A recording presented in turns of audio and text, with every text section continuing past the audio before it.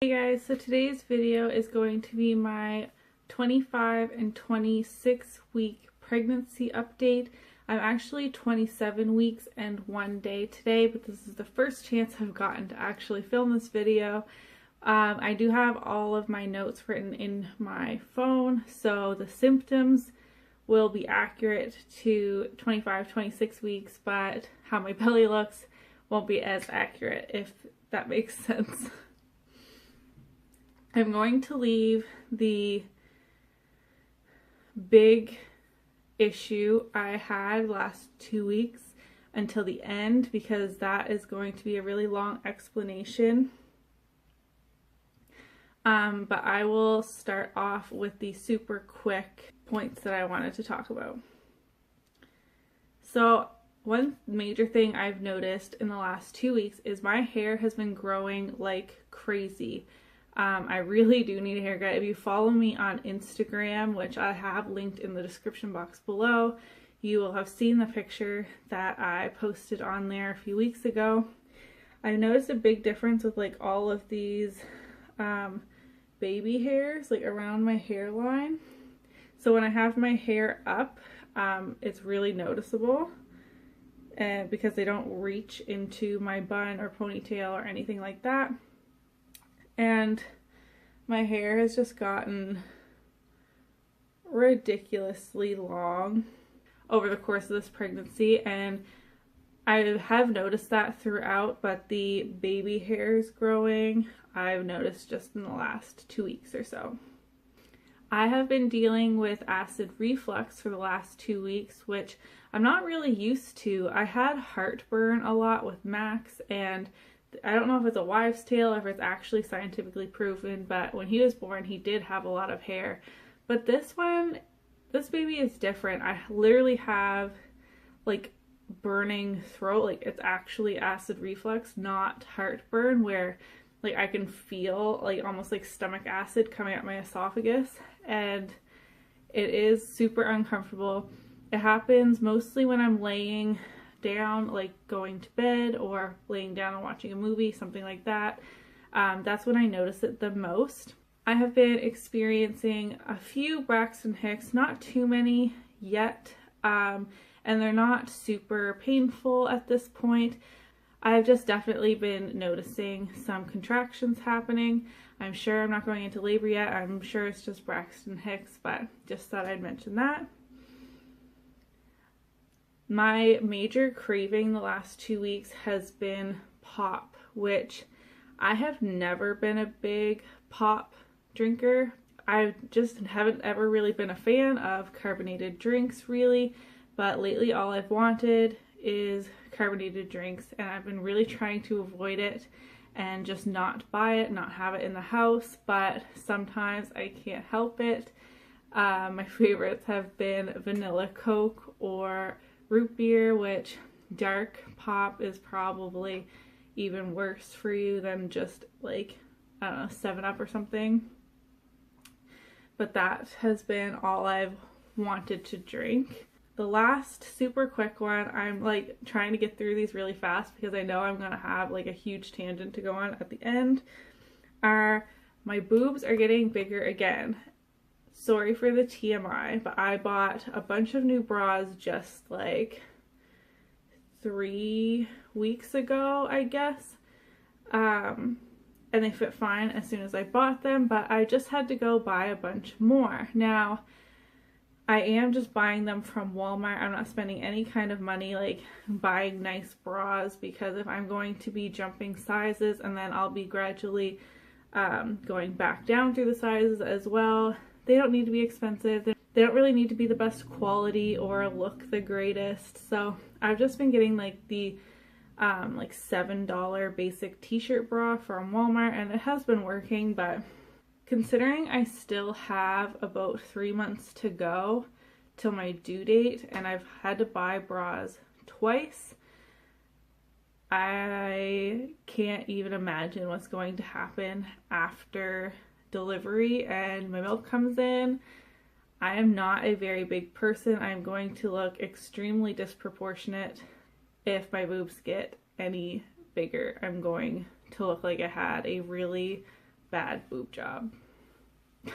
Since my last update, pretty much right after, I've been having a little bit of pelvic floor discomfort. I wouldn't even call it pain.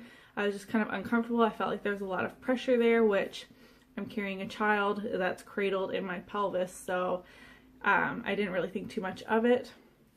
Then I started getting, like when I was at work, this feeling of like this baby's about to fall out on the floor, like not like I was actually in labor or anything, but like the pressure was so much that standing up, like I literally thought like this baby was like pressing so hard that it was going to come right out onto the floor. I don't know how else to explain it. That's just exactly how it felt. There was that much pressure on my pelvis. And then Tuesday, I have a pretty high pain tolerance, and I was literally doubled over with tears like streaming down my face. I was in that much pain. I had to get Jeremy to come pick me up. I couldn't even drive myself back home or to the doctor. And I didn't get in to see the doctor until later that night. My pelvis was hurting so bad. So my doctor has told me I have diastasis pubis. I hope I'm pronouncing that right. If I'm not, please correct me. I'm so sorry. Which is essentially my pelvis has split apart. So your pelvis is, I'm finding it hard to like demonstrate this because of the camera angle. Your pelvis is kind of like a big cradle. The baby is like applying pressure, like downward pressure on your pelvis, but it's not one bone. So it's not, my pelvis isn't broken because it's held together by ligaments, and it's only supposed to stretch so far during pregnancy, like a very small amount, like I think 3 centimeters or something, until labor, where it opens and it's supposed to close again on its own. But something has happened where they said my pelvis could have been weakened, which I didn't fall or anything, so I don't really see how that could have happened. My body has released too much relaxin, or it is the weight of this baby, because I am measuring very big. This child is measuring very big. So it could have been one of the 3 reasons, but once it's happened, it's hard to say which of the reasons has happened. And they also cannot measure how far apart my pelvis has pulled apart, because you cannot get x-rays when you're pregnant. So all we know right now is that my pelvis has torn apart at the hinge, I guess, like where the ligaments are supposed to stretch apart already. It has pulled apart prematurely, but it's not going to resolve itself until after this baby is born, and there's nothing they can do about it for now. Now, I wasn't too concerned about it at first, but now it's been about a week and a half where I have been kind of going through my day-to-day life, working with this, and I am in so much pain. I walk like a turtle. I can't really put my own socks on or shoes on without tremendous effort. I need help getting up. I am in a lot of pain, and when you're pregnant, you can't really take any painkillers. They say Tylenol is okay, like in emergencies, but apparently that's now been linked to autism. So thus far, I have not taken any painkillers. I'm trying to hold off. I don't want to have to start taking Tylenol now, because my doctor essentially said, buckle up, the pain's going to get a whole lot worse. So now that my pelvis has been pulled apart, as this baby gets bigger and bigger, my pelvis is going to get more and more unstable and pull apart more, most likely. So if I can't handle the pain now at 27 weeks, I have 13 more weeks to go until my due date. I don't know what I'm going to do further along in this pregnancy. So I have been referred to an acupuncturist, which I have my first appointment in about another week and a half. So it will be 3 weeks since this happened. But acupuncture, although it is a great pain management technique, but it is quite expensive. And if I need to go once a week, twice a week, the amount of visits I'm going to need to take to manage the pain are going to increase, as like the duration is going to get shorter between each appointment as I progress through this pregnancy. So I'm quite worried.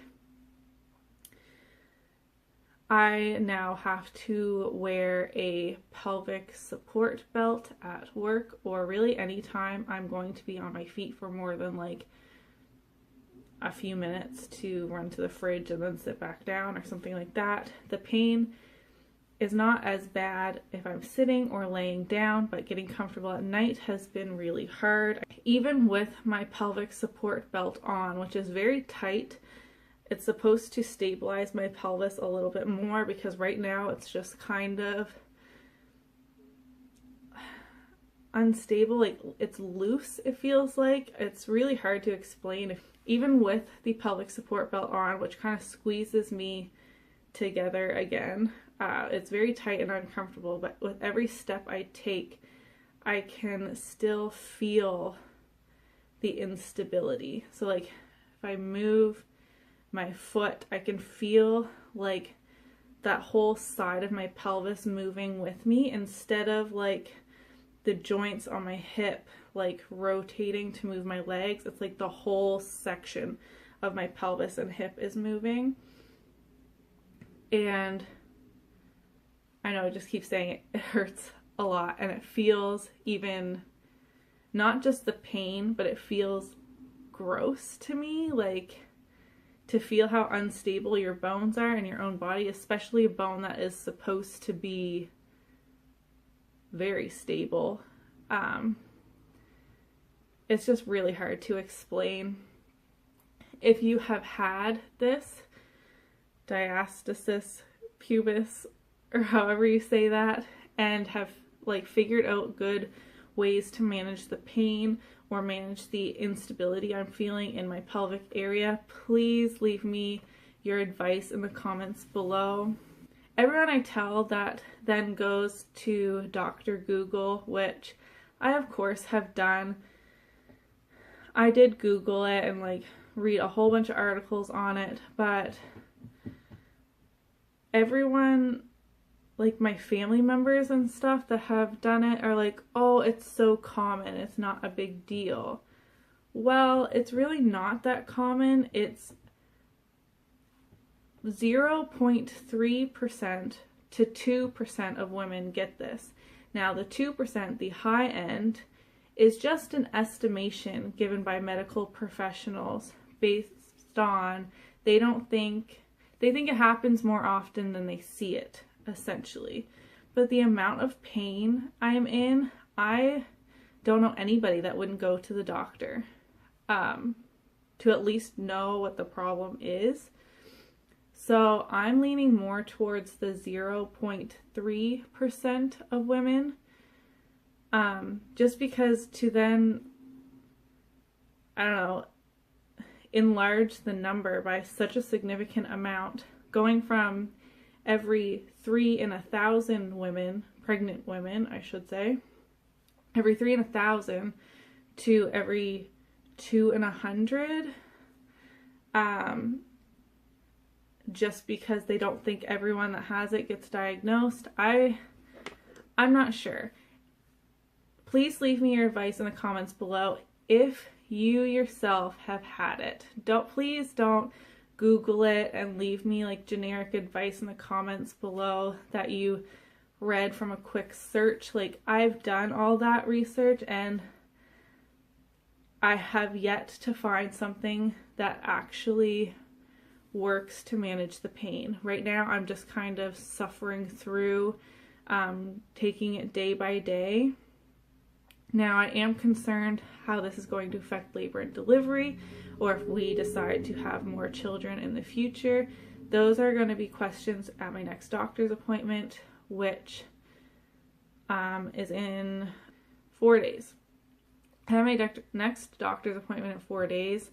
I did see my doctor when this happened, but it was kind of an emergent visit. It wasn't a proper prenatal appointment, so we didn't have time to discuss how this is going to affect my pregnancy as a whole, which I definitely have a lot of questions for my doctor when I get there next week. I told you that was going to be a long tangent. So I guess now I will show you my belly. Like I said, I am now 27 weeks and 1 day, so my size may not be accurate. I did measure myself when I hit 26 weeks. I was 40.5 inches still. That is consistent with what I was at 24 weeks as well, so I didn't really get any bigger there. When I measured myself yesterday at 27 weeks, I was 41 inches around, if that gives you some kind of real life reference, because I know it can be kind of hard to tell on camera how big somebody is. So this is what the bump looks like with a shirt on. This is not a maternity shirt. It was just kind of a baggy tunic that still covers the bump. This is what it looks like from the front. I'm still carrying very crooked. I'm very round and full on this side, and then quite flat on this side. Like, can you see that? Like, here's my waist, and then this is all baby, like, sticking past my waist. And this is what it looks like with the shirt up. I am carrying very big for being 27 weeks and very low, which might be part of the issue I'm having. So like I showed you last update, my hips are up here. Like, that's my hip, and this is how low the bump is going. Like, if I were to wear these pants and not be pregnant, like, that is my hip.